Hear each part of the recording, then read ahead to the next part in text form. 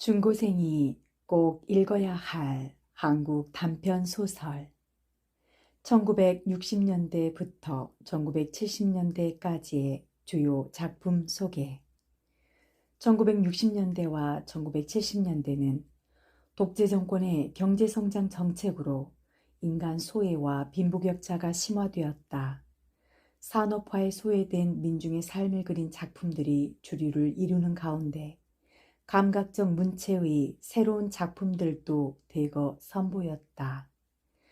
대표적인 작가와 작품으로는 강신재의 젊은 느티나무, 김동리의 등신불, 정관용의 껍빛단 리, 김승옥의 무진기행, 서울 1964년 겨울, 김정한의 모래톱 이야기, 수라도, 최인훈의 광장, 이청준의 병신과 머저리, 서편제, 눈길, 황순원의 나무들 비탈에 서다, 황석영의 아우를 위하여, 삼포 가는 길, 윤흥길의 장마, 조세희의 난장이가 쏘아올린 작은 공, 이문구의 관촌 수필, 이범선의 표구된 휴지,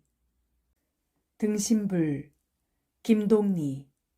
나는 일제 말기 태평양 전쟁의 학병으로 끌려갔다가 대학 선배인 진기수의 도움을 받아 극적으로 탈출한다. 나는 정원사에 안취된 만적이라는 스님의 등신불을 보고 그 역사와 소신공양에 대해 생각한다. 나의 혈서와 만적의 소신공양을 통해 인간 고뇌의 종교적 구원이라는 주제를 형상화한다. 등신불은 양자강 북쪽에 있는 정원사의 금불각 속에 안치되어 있는 불상의 이름이다. 등신금불 또는 그냥 금불이라고도 불렀다. 그러니까 나는 이 등신불, 등신금불로 불리는 불상에 대해 보고 듣고 한 그대로를 여기다 적으려 하거니와 그보다 먼저 내가 어떻게 해서 그 정원사라는 먼 이역의 고차를 찾게 되었는지 그것부터 이야기해야겠다. 내가 일본의 대정대학 재학 중에 학병으로 끌려나가던 것은 1943년 이른 여름, 내 나이 23살 나던 때였다. 내가 소속된 부대는 북경서 서주를 거쳐 남경에 도착되었다. 그리하여 우리는 다른 부대가 당도할 때까지 거기서 머무르게 되었다. 처음에 주둔이라기보다 대기에 속하는 편이었으나 다음 부대의 도착이 예상보다 늦어지자 나중은 교체 부대가 당도할 때까지 주둔군의 임무를 맡게 되었다. 그때 우리는 확실한 정보는 아니지만 대체로 인도지나 인도네시아 방면으로 가게 된다는 것을 어림으로 짐작하고 있었기 때문에 하루라도 오래 남경에 머물면 머물수록 그만치 우리의 목숨이 더 연장되는 것과 같이 생각하고 있었다. 따라서 교체 부대가 하루라도 더 늦게 와주었으면 하고 마음속으로 은근히 빌고 있는 편이기도 했다. 실상은 그냥 빌고 있는 심정만도 아니었다. 더 나아가서 이 기회에 기어이 나는 나의 목숨을 건져내어야 한다고 결심했다. 나는 이런 기회를 위하여 미리 약간의 준비까지 해두었던 것이다. 그것은 중국의 불교 학자로서 일본에 와 유학을 하고 돌아간 특히 대정대학 출신으로 사람들의 명단을 조사해 둔 일이 있었다. 나는 비장한 작은 쪽지에서 남경 진기수란 이름을 발견했을 때 야릇한 흥분으로 가슴이 두근거리며 머릿속까지 휑해지는 듯했다. 그러나 낯선 이역의 도시에서 더구나 나 같은 일본군에 소속된 한국 출신 학병의 몸으로서 그를 찾고 못 찾고 하는 일이 곧 내가 죽고 사는 판가름이라고 생각하지 않았던들, 또 내가 평소에 나의 책상머리에 언제나 걸어두고 바라보던 관세음 보살님의 미소로서 나를 굽어보고 있는 것이라고 믿어지지 않았던들, 그때의 그러한 용기와 지혜를 내 속에서 나는 자아내지 못했을는지 모른다. 나는 우리 부대가 앞으로 사흘 이내에 남경을 떠난다고 하는, 그것도 확실한 정보가 아니고 누구의 입에선가 새어나온 말이지만, 조마조마한 고비에 정심원에 있는 포교사를 통하여 진기수 씨가 남경 교회의 서공함이라는 작은 암자에 독거하고 있다는 것을 알게 되었다. 그날 내가 서공함에서 진기수 씨를 찾게 된 것은 땅거미가 질 무렵이었다. 나는 그를 보자 합장을 올리며 무수히 머리를 수그림으로써 나의 절박한 사정과 그에 대한 경의를 먼저 표한 뒤 솔직하게 나의 처지와 용건을 털어놓았다. 그러나 평생 처음 보는 타국 청년, 그것도 적군의 군복을 입은 에게 그러한 협조를 쉽사리 약속해 줄 사람은 없었다. 그의 두 눈이 약간 찡그려지며 입에서는 곧 거절의 선고가 내릴 듯한 순간 나는 미리 준비하고 갔던 흰 종이를 끄집어내어 내 앞에 폈다. 그러고는 바른편 손 식지 끝을 스스로 물어서 살을 떼어낸 다음 그 피로써 다음과 같이 썼다. 원면 살생 귀의 불은. 원컨대 살생은 면하게 하옵시며 부처님의 은혜 속에 귀의코자 하나이다. 나는 이 8글자의 혈서를 두 손으로 받들어 그의 앞에 올린 뒤 다시 합장을 했다. 이것을 본 진기수 씨는 분명히 얼굴빛이 달라졌다. 그것은 반드시 기쁜 빛이라 할 수는 없었으나 조금 전에 그 거절의 선고만은 가셔진 듯한 얼굴이었다. 잠깐 동안 침묵이 흐른 뒤 진기수 씨는 나직한 목소리로 입을 열었다. 나를 따라오게. 나는 곧 자리에서 일어나 그의 뒤를 따라갔다. 깊숙한 골방이었다. 진기수 씨는 나를 그 컴컴한 골방 속에 들여보내고 자기는 문을 닫고 도로 나가버렸다. 조금 뒤 그는 법의를 한 벌을 가져와 방 안으로 디밀며 이걸로 갈아입게 하고 또다시 문을 닫고 나갔다. 나는 한숨이 터져 나왔다. 이제야 사는가 보다 하는 생각이 나의 가슴속을 후끈하게 적셔주는 듯 했다. 내가 옷을 갈아입고 났을 때 이번에는 또 간소한 저녁상이 디밀어졌다. 나는 말없이 디밀어진 저녁상을 또한 그렇게 말없이 받아서 지체 없이 다 먹어치웠다. 내가 빈 그릇을 문 밖으로 내어놓자 밖에서 기다리고나 있었던 듯 이내 진기수 씨가 어떤 늙은 중 하나를 데리고 들어왔다. 이분을 따라가게. 소개장은 이분에게 맡겼어. 큰 절의 내법사 스님한테 가는. 나는 무조건 네 하며 곧장 머리를 끄덕일 뿐이었다. 나를 살려주려는 사람에게 무조건 나를 맡길 수밖에 없었던 것이다. 길은 일본 병정들이 알지도 못하는 산속 지름길이야. 한 100리 남짓 되지만 오늘이 20하루니까 밤중 되면 달빛도 좀 있을 게고. 그럼 불연 깊기를. 남 관세음보살. 그는 나를 향해 합장을 하며 머리를 수그렸다. 나는 목이 콱 메어옴을 깨달았다. 눈물이 핑 돈 채 나도 그를 향해 잠자코 합장을 올렸다. 어둡고 험한 산길을 나를 데리고 가는 늙은 중 경함은 거침없이 걸었다. 아무리 발에 익은 길이라 하지만 군데군데 나뭇가지가 걸리고 바닥이 파이고 돌이 솟고 게다가 굽이굽이 간수가 가로지른 초망 속의 지름길을 칠흑 같은 어둠 속에서 어쩌면 그렇게도 잘 뚫고 나가는지 그저 신기하기만 했다. 내가 믿는 것은 젊음 하나뿐이련만 그는 20리나 30리를 걸어도 힘에 부치어 쉬자고 할 기색은 보이지 않았다. 나는 쉴 새 없이 손으로 이마의 땀을 씻어가며 그의 뒤를 따랐으나 한참씩 가다 보면 어느덧 그를 어둠 속에 잃어버리곤 했다. 나는 몇 번이나 나뭇가지에 얼굴이 긁히고 돌에 차여 무릎을 깨고 하며 대사! 대사! 그를 불러야만 했다. 그럴 때마다 경함은 혼잣말로 낮게 중얼거리며 나를 기다려주는 것이나 내가 가까이 가면 또 아무 말도 없이 그냥 휙 돌아서서 걸음을 옮겨놓기 시작하는 것이다. 밤중도 훨씬 넘어 조각달이 숲을 사이로 비쳐들면서 나는 비로소 생기를 얻기 시작했다. 이제부터는 경암이 제 아무리 앞에서 달린다 하더라도 2번 다시 그를 놓치지는 않으리라 마음속으로 다짐했다. 이렇게 정세가 바뀌어졌음을 그도 느끼는지 내가 그의 곁으로 다가서자 그는 나를 흘낏 돌아다 보더니 한쪽 팔을 들어 먼 데를 가리키며 반원을 그어 보이고는 200리라고 했다. 이렇게 지름길을 가지 않고 좋은 길로 돌아가면 200리 길이라는 뜻인 듯 했다. 나는 한마디 얻어들은 중국말로 쎄쎄 하고 장단을 맞추며 고개를 끄덕여 보이곤 했다. 우리가 정원사 산문 앞에 닿았을 때는 이튿날 늦은 아침녘이었다.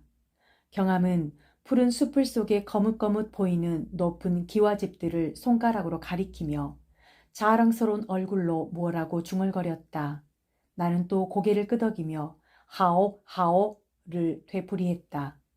산문을 지나 정문을 들어서니 산 무더기 같은 큰 다락이 정면에 버티고 섰다. 현판을 쳐다보니 테오루라 쓰여 있었다.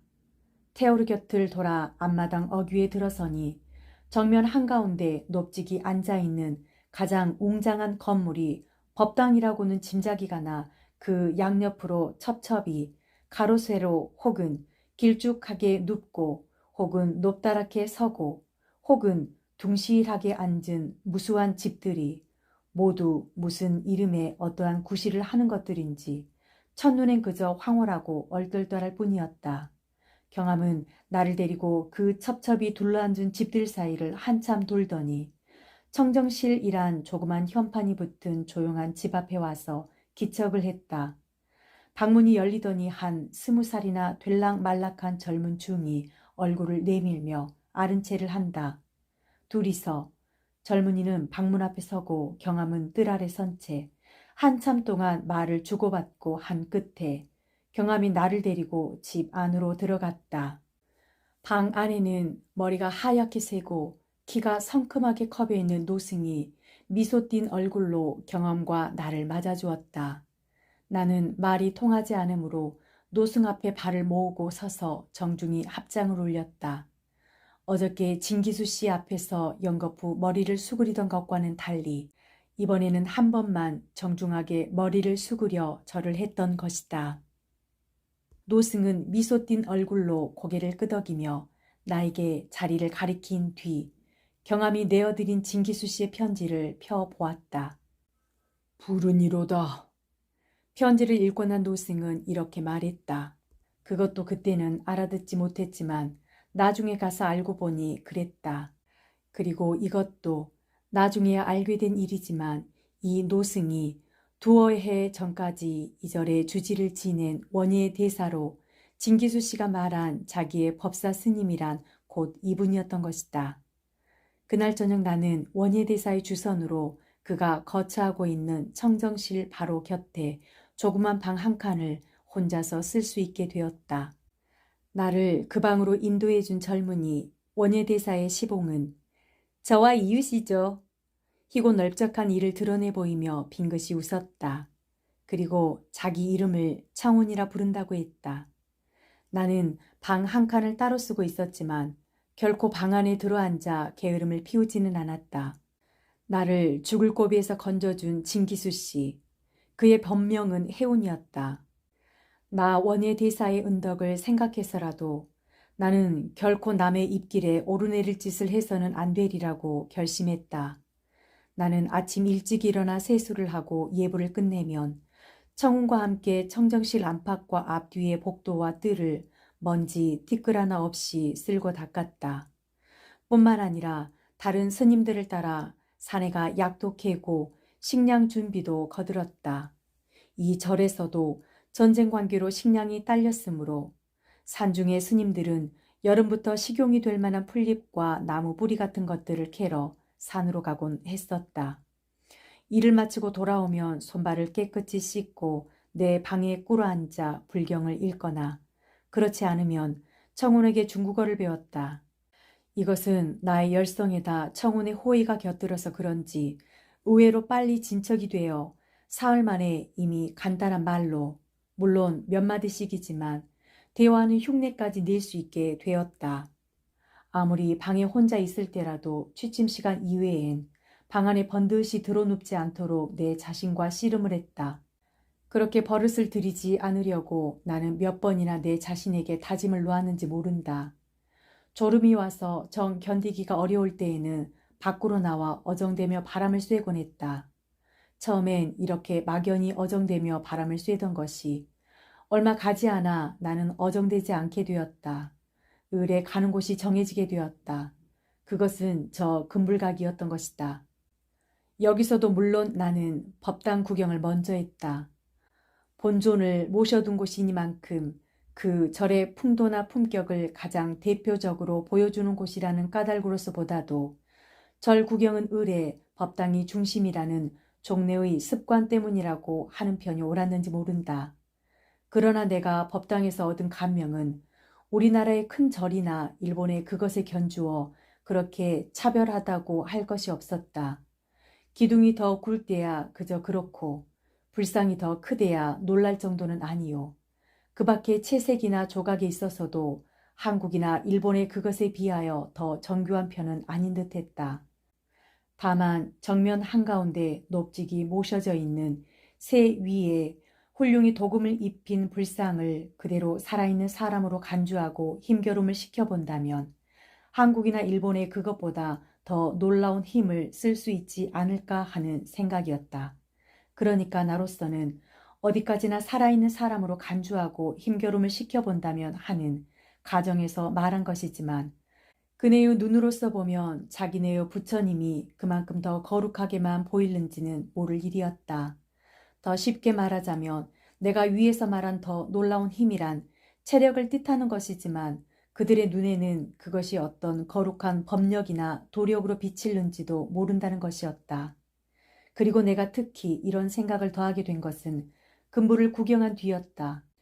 금불각 속에 모셔져 있는 등신부를 보고 받은 깊은 감명이 그 절의 모든 것을, 특히 법당에 모셔져 있는 새 위의 큰 불상을 거룩하게 느끼게 하는 어떤 압력 같은 것이 되어 나타났더구나 할까. 물론 나는 청운이나 원혜대사로부터 금불각에 대하여 미리 들은 바는 없었지만 금불각에 앉은 자리라든가 그 집 구조로 보아서 약간 특이한 느낌이 그 안에 불상을 구경하기 전에 이미 들지 않았던 것은 아니다. 그것은 무엇보다도 법상 뒷곁에서 길 반가량 높이의 돌계단을 올라가서 거기서부터 약 5, 60m 거리에 석대가 구축되고 그 석대가 곧 금불각에 이르는 길이 되어 있기 때문인지도 몰랐다. 더구나 그 석대가 똑같은 크기의 넓적넓적한 네모제비 돌로 쌓여져 있는데 돌 위엔 보기 좋게 거뭇거뭇한 돌옷이 입혀져 있었던 것이다. 말하자면 법당 뒷곁에 동북쪽 언덕을 보기 좋은 돌로 평평하게 쌓아서 석대를 만들고 그 위에 금불각을 세워놓은 것이다. 게다가 추녀와 현판을 모두 돌아가며 도금을 입히고 네 벽에 새긴 조상과 그림에 도금을 많이 써서 그야말로 밖에서는 보는 건물 그 자체부터 금빛이 현란했다. 나는 본디 비단이나 종이나 나무나 쇠붙이 따위에 올린 금물이나 금박 같은 것을 왠지 거북해하는 성미라 금불각에 입혀져 있는 금빛에도 그러한 경계심과 반감 같은 것을 품고 대했지만 하여간 이렇게 석대를 쌓고 금칠을 하고 할 때는 그네들로서 무엇인가 아끼고 위하는 마음의 표시를 하느라고 한 것임에 틀림없을 것이라고 보지 않을 수 없다. 그러면서도 나는 그 아끼고 위하는 것이 보나마나 대단한 것은 아니리라고 혼자 속으로 미리 단정을 내리고 있었다.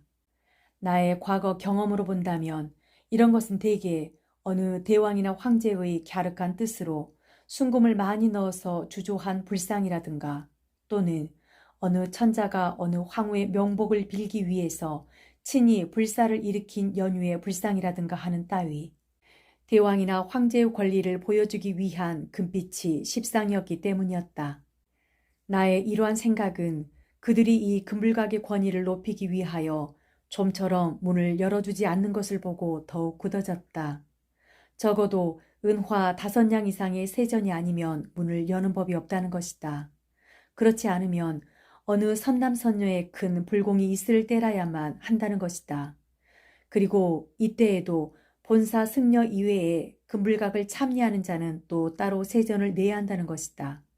그렇다면 더구나 신도들의 세전을 긁어모기 위한 술책으로 좁쌀만한 언덕거리를 가지고 연극을 꾸미고 있는 것임에 틀림이 없으리라고 나는 아주 단정을 하고 도로 내 방으로 돌아왔다가 그때 마침 청운이 중국어를 가르쳐 주려고 왔기에 저 금불각이란 게 뭐지?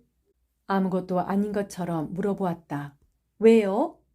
청운이 빙긋이 웃으며 도로 물었다. 구경 갔더니 문을 안 열어주던데. 지금 같이 가볼까요? 무어, 다음에 보지. 다음에라도 그럴 거예요. 이왕 맘 난 김에 가보시구려. 청운이 은근히 권하는 비치기도 해서 나는 그렇다면 하고 그를 따라 나갔다. 이번에는 청운이 숫제 금불각을 담당한 노승에게서 쇳대를 빌려와서 손수 문을 열어주었다. 그리고 문 앞에 선 채 그도 합장을 올렸다. 나는 그가 문을 여는 순간부터 미묘한 충격에 사로잡힌 채 그가 합장을 올릴 때도 그냥 멍하니 불상만 바라보고 서 있었다. 우선 내가 예상한 대로 좀 두텁게 도금을 입힌 불상임에는 틀림이 없었다.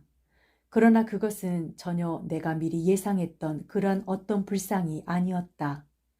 머리 위에 향로를 이고 두 손을 합장한, 고개와 등이 앞으로 좀 수그러진, 입도 조금 해벌어진, 그것은 불상이라고 할 수 없는 형편없이 초라한, 그러면서도 무언지 보는 사람의 가슴을 쥐어짜는 듯한 사무치게 애절한 느낌을 주는 등신대의 결과 부좌상이었다. 그렇게 정연하고 단아하게 석대를 쌓고 추녀와 현판에 금물을 입힌 금불각 속에 안치되어 있음직한 아름답고 거룩하고 존엄성 있는 그러한 불상과는 하늘과 땅 사이라고나 할까. 너무도 거리가 먼 어이가 없는 허리도 제대로 펴고 앉지 못한 머리 위에 조그만 향로를 얹은 채 우는 듯한 웃는 듯한 찡그린 듯한 온해와 비원설인 듯한 그러면서도 무엇라고 형언할 수 없는 슬픔이랄까 아픔 같은 것이 보는 사람의 가슴을 확 움켜잡는 듯한 일찍이 본 적도 상상한 적도 없는 그러한 어떤 가부좌상이었다. 내가 그것을 바라보는 순간부터 나는 미묘한 충격에 사로잡히게 되었다고 말했지만 그러나 그 미묘한 충격을 나는 어떠한 말로써도 설명할 길이 없었다.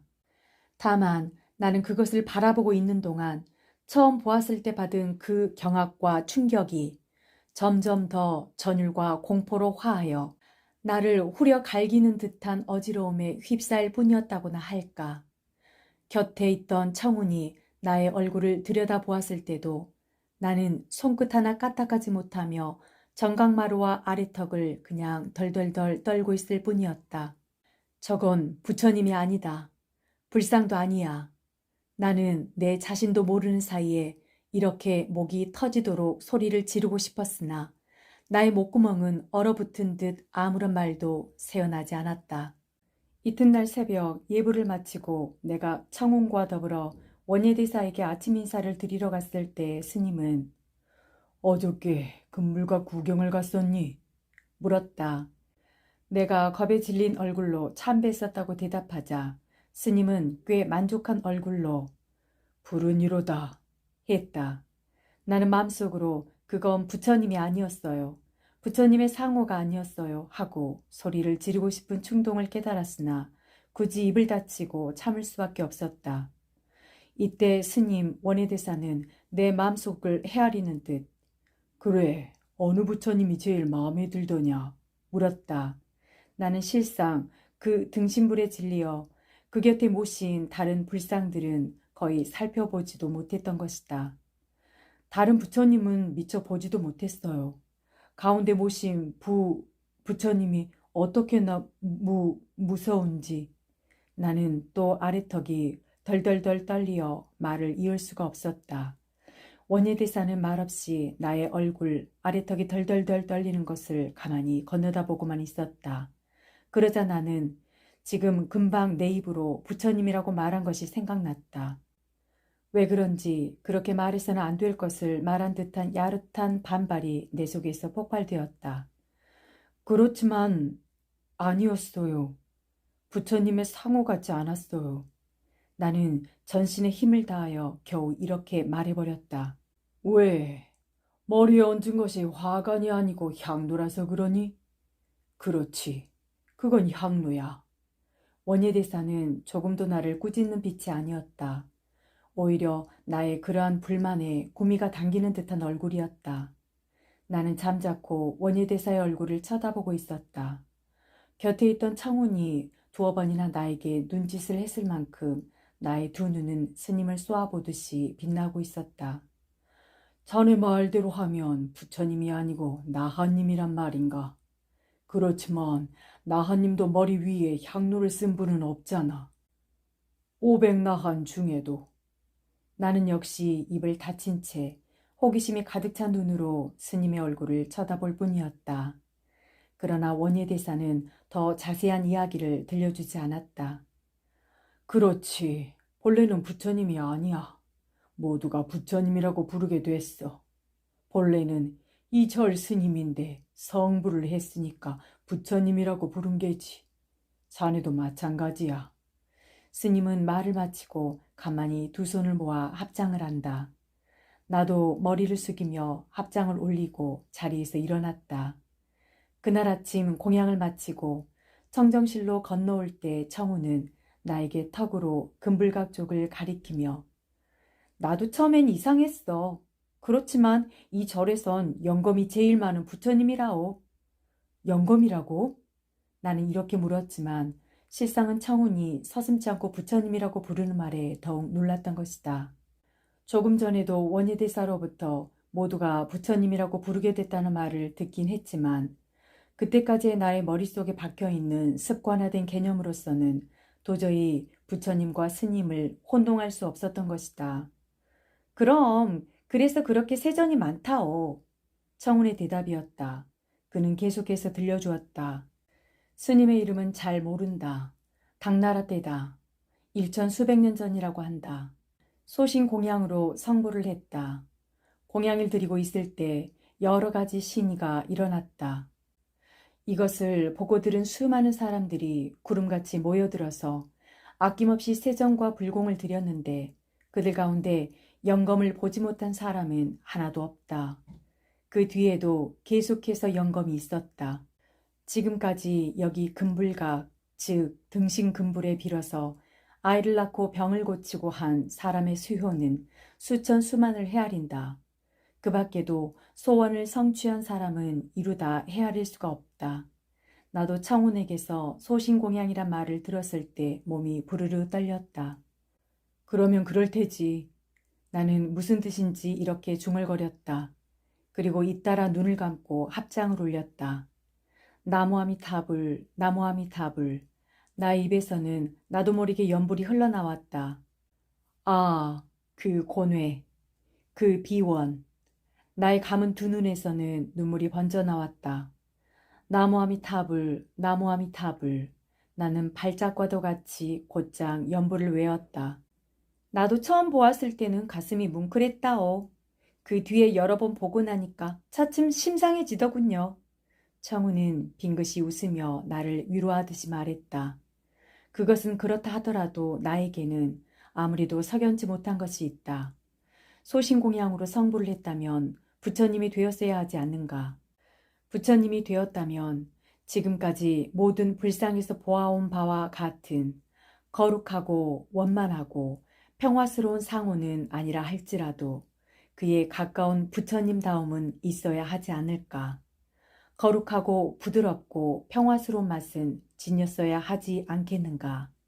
그러나 금불각의 가부좌상은 어디까지나 인간을 벗어나지 못한 고뇌와 비원이 서린 듯한 얼굴이 아니던가. 그럼에도 불구하고 과거의 어떠한 대각보다도 그렇게 영검이 많다는 것은 무슨 까닭인가. 나의 머릿속에서는 잠시도 이러한 의문들이 가셔지지 않았다. 더구나 처군에게서 소신공양으로 성불했다는 이야기를 들은 뒤부터는 금불이 아닌 새까만 숫덩이가 곧잘 눈에 삼삼거려 배길 수 없었다. 사흘 뒤에 나는 다시 금불을 찾았다. 사흘 전에 받은 충격이 어쩌면 나의 병적인 환상의 소치가 아닐까 하는 마음과 또 청운의 말대로 여러 번 보아서 심상해진다면 나의 가슴에 사무친 온해와 비원의 촉수도 다소 무디어지리라는 생각에서이다. 문이 열리자 나는 그날 청운이 하던 대로 이내 머리를 수그리며 합장을 울렸다. 입으로는 쉴 새 없이 나무아미타불을 부르며 눈꺼풀과 속눈썹이 바르르 떨리며 나의 눈이 열렸을 때 금불은 사흘 전에 그 모양 그대로 향로를 이고 앉아 있었다. 거룩하고 원만한 것의 상징인 듯한 부처님의 상호와는 너무나 거리가 먼, 우는 듯한, 웃는 듯한, 찡그린 듯한, 온해와 비원이 서린 듯한 가부좌상임에는 변함이 없었으나 그 무엇라고 형언할 수 없는 슬픔이랄까 아픔 같은 것이 전날처럼 송두리째 나의 가슴을 움켜잡는 듯한 전율에 휩쓸리지는 않았다. 나의 가슴은 이미 그러한 슬픔이랄까 아픔 같은 것으로 메워져 있었고 또 그에게서 거룩하고 원만한 것의 상징인 부처님의 상호를 기대하는 마음은 가셔져 있었기 때문인지도 몰랐다. 나는 다시 눈을 감고 합장을 울리며 입술이 바르르 떨리듯 오랫동안 아미타불을 부른 뒤 그 앞에서 물러났다. 그날 저녁 예불을 마치고 청운과 더불어 원예대사에게 저녁 인사 자리를 갔을 때 스님은 나를 보고 너 금불을 보고 나서 괴로워하는구나 했다. 나는 고개를 수그린 채 입을 열지 못하고 있었다.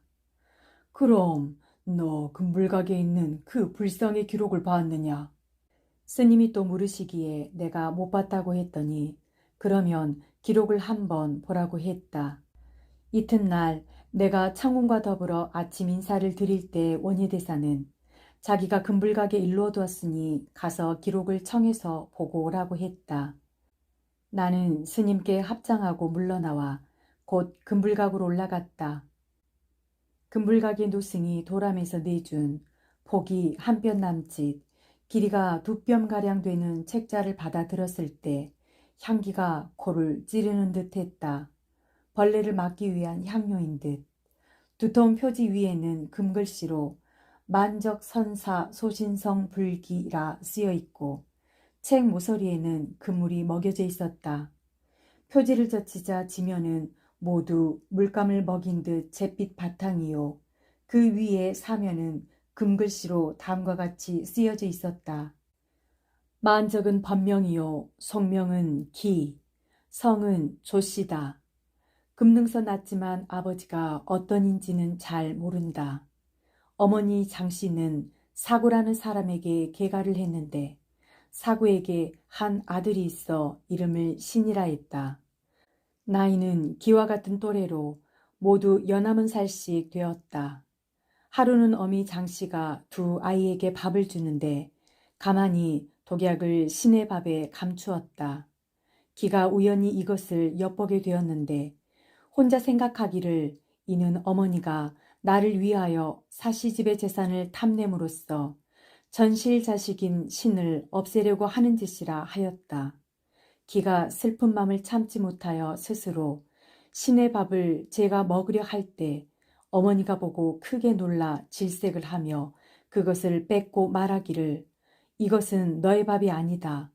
어째서 신의 밥을 먹느냐 했다. 신과 기는 아무도 대답하지 않았다. 며칠 뒤 신이 자기 집을 떠나서 자취를 감춰버렸다. 기가 말하기를 신이 이미 집을 나갔으니 내가 반드시 찾아 데리고 돌아오리라 하고 곧 몸을 감추어 중이 되고 이름을 만적이라고 고쳤다. 처음에는 금능에 있는 법리몬에 있다가 나중은 정원사 무풍함으로 옮겨서 거기서 해각 선사에게 법을 배웠다. 만적이 24살 되던 해 봄에 나는 본래 돌을 크게 깨칠 인재가 못 되니 내 몸을 인양 공양하여 부처님의 은혜에 보답함과 같지 못하다 하고 몸을 태워 부처님 앞에 바치는데 그때 마침 비가 쏟아졌으나 만적에 타는 몸을 적시지 못할 뿐 아니라 점점 더 불빛이 환하더니 호련히 보름달 같은 원광이 빛이었다. 모인 사람들이 이것을 보고 크게 불운을 느끼고 모두가 제 몸의 병을 고치니 무리들이 말하기를 이는 만적의 법력 소치라 하고 다투어 사제를 던져 세전이 많이 쌓여졌다. 세전으로서 만적의 탄 몸에 금을 입히고 절하여 부처님이라 하였다. 그 뒤 금불가게 모시니 때는 당나라 중종 16년 성력 2년 3월 초하루다. 내가 이 기록을 다 읽고 나서 청정실로 돌아가니 원예대사가 나를 불렀다. 기록을 보고 나니 괴로움이 덜하냐? 스님이 물었다. 처음과 같이 무섭지는 않습니다마는 그 괴롭고 슬픈 빛은 가셔지지 않았습니다. 내가 대답하자 스님은 고개를 끄덕이며 당연한 일이야. 기록이 너무 간략하고 섬소해서 했다. 그것이 자기는 그보다 훨씬 많은 것을 알고 있는 듯한 말씨였다. 그렇지만 1200년도 넘는 옛날 일인데 기록 이외에 다른 일을 어떻게 알겠습니까? 또 내가 물었다. 이에 대하여 원예대사는 전에 내려오는 이야기가 있는데 산에서는 그것을 함부로 이야기하지 않는 것으로 알고 있으며 그러니까 그만치 금불각의 등신불에 대해서는 모두들 그 영검을 두려워하고 있는 셈이라고 정색을 하고 말했다. 원예대사가 나에게 들려준 이야기는 다음과 같다. 이것은 물론 1200년간 등신 금불에 대하여 절에서 내려오는 이야기를 원예대사가 정리해서 간단히 한 이야기이다. 만적이 중이 되기까지의 이야기는 대개 기록과 같다. 그러나 그가 자기 몸을 불살라서 부처님께 공양을 올린 동기에 대해서는 전해오는 다른 이야기가 몇 있다. 이것을 차례로 쫓아 이야기하면 다음과 같다. 만적이 처음 금능 법리본에서 중이 되었는데 그때 그를 거두어준 스님의 취례라는 중이 있었다. 그 절에 공양을 맡아 있는 공양주 스님이었다. 만적은 취례 스님의 상좌로 있으면서 불법을 배우기 시작했다. 그러니까 취례 스님이 그에 대한 일체를 돌보아 준 것이다. 만적이 18살 때, 그러니까 그가 법리문에 들어온 지 5년 뒤, 취례 스님이 열반하시게 되자 만적은 스님 취례의 은공을 갚기 위하여 자기 몸을 불전에 헌신할 결의를 했다. 만적이 그 뜻을 법사 법리문의 운봉선사에게 아뢰자 운봉선사는 만적의 그릇됨을 보고 더 수도를 계속하도록 타이르며 사신을 허락지 않았다. 만적이 정원사의 무풍함에 해각선사를 찾았다는 것도 운봉선사의 알선에 의한 것이다. 그가 해각선사 밑에서 지낸 5년간의 수도 생활이란 뼈를 깎고 살을 가는 정진이었으나 법력의 경지는 짐작할 길이 없다. 만적이 23살 나던 해 겨울에 금능방면으로 나갔다가 전날에 사신을 만났다. 13살 때 자기 어머니의 모해를 피하여 집을 나간 사신이었다. 그리고 자기는 이 사신을 찾아 역시 집을 나왔다가 그를 찾지 못하고 중이 된 채 어느덧 꼭 10년 만에 그를 다시 만난 것이다. 그러나 그때 다시 만난 사신을 보고는 비록 속세의 인연을 끊어버린 만족으로서도 눈물을 금할 수 없었던 것이다. 착하고 어질던 사신이 어쩌면 하늘의 형벌을 받았단 말인고 사신은 문둥병이 들어있었던 것이다. 만적은 자기의 목에 걸었던 염주를 벗겨서 사신의 목에 걸어주고 그 길로 곧장 정원사에 돌아왔다. 그때부터 만적은 화식을 끊고 말을 잃었다. 이듬해 봄까지 그가 먹은 것은 하루에 깨 한 접시뿐이었다. 그때까지 목욕제게는 말할 것도 없다. 이듬해 2월 초하루 날 그는 법사 스님 운봉선사와 공양주 스님 두 분만을 모시고 취단식을 봉행했다. 먼저 법의를 벗고 알몸이 된 뒤에 가늘고 깨끗한 명주를 발끝에서 어깨까지 목 위만 남겨놓고 전신에 감았다. 그러고는 단 위에 올라가 가부좌를 개고 앉아 두 손을 모아 합장을 올렸다. 그리하여 그가 연부를 외우기 시작하는 것과 동시에 곁에서 들기름 항아리를 받들고 서 있던 공양주 스님이 그의 어깨에서부터 기름을 들어 부었다. 기름을 다 붓고 취단식이 끝나자 법사 스님과 공양주 스님은 합장을 올리고 그 곁을 떠났다. 기름의 결은 만적은 그때부터 한 달 동안 3월 초하루까지 단 위에서 움직이지 않았다. 가부좌를 개인 채 합장을 한 채 숨쉬는 화석이 되어가고 있었다. 일에 한 번씩 공양주 스님이 들기름 항아리를 안고 장막 안으로 들어오면 어깨에서부터 다시 기름을 부어주고 돌아가는 일밖에 그 누구도 이 장막 안을 엿보지 못했다. 이렇게 한 달이 찬 뒤 이날의 성스러운 불공에 참여하기 위하여 산중의 스님들은 물론이요 원근 각처의 선남 선녀들이 모여들어 정원사 법당 앞 넓은 뜰을 메웠다. 대공양은 오시초에 장막이 거치면서부터 시작되었다.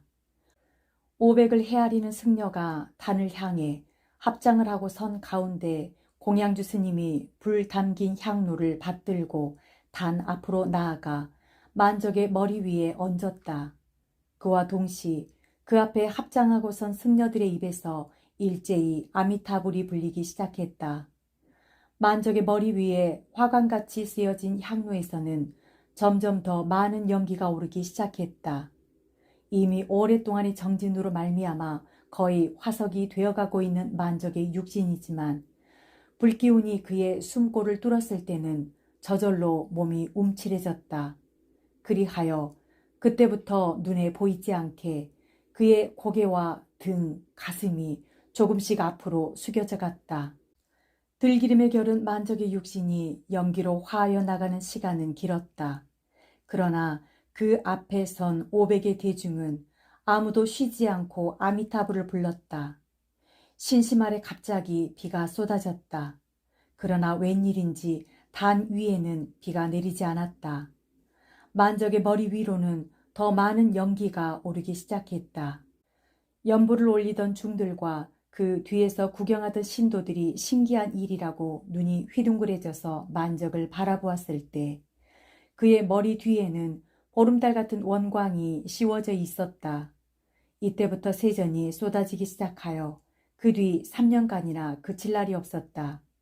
이 세전으로 만적의 타다가 굳어진 몸에 금을 씌우고 금불각을 짓고 석대를 쌓았다. 원예대사의 이야기를 듣고 있는 동안 나는 마음속으로 이렇게 해서 된 불상이라면 과연 지금의 저 금불각의 등신 금불같이 될 수밖에 없으리란 생각이 들었다. 그리고 많은 부처님 불상 가운데서 그렇게 인간의 고뇌와 슬픔을 아로새긴 부처님 등신불이 한 분쯤 있는 것도 무방한 일일 듯했다. 그러나 이야기를 다 마치고 난 원예대사는 이제 다시 나에게 그런 것을 묻지는 않았다. 자네 바른손 식지를 들어보게 했다. 이것은 지금까지 그가 이야기해오던 금불각이나 등신불이나 만적의 소신공양과는 아무런 상관도 없는 엉뚱한 이야기가 아닐 수 없다. 나는 달포 전에 남경교회에서 진기수 씨에게 혈서를 바치느라고 내 입으로 살을 물어댄 나의 식지를 쳐들었다. 그러나 원예대사는 가만히 그것을 바라보고 있을 뿐 더 말이 없다. 왜 그 손가락을 들어보이라고 했는지, 이 손가락과 만적의 소신공양이 무슨 관계가 있다는 겐지, 이제 그만 손을 내려도 좋다는 겐지 뒷말이 없는 것이다. 태허루에서 정오를 아리는 큰 북소리가 모고와 함께 으르렁거리며 들려온다.